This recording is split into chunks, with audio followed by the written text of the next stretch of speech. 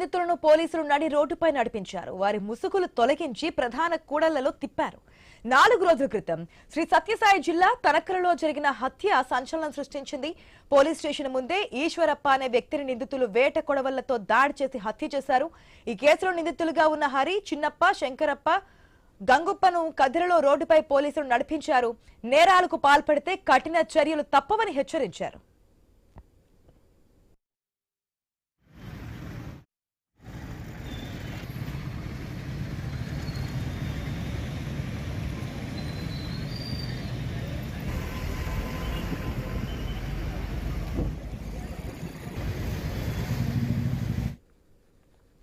హత్య కేసు నిందితులను పోలీసులు నడి రోడ్డుపై నడిపించారు.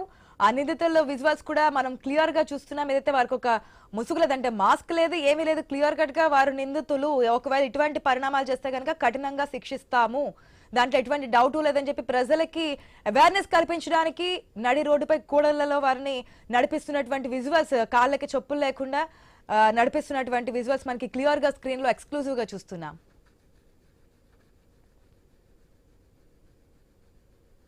లక్షల కోట్ల రూపాయల సంపదకు అధిపతి అయిన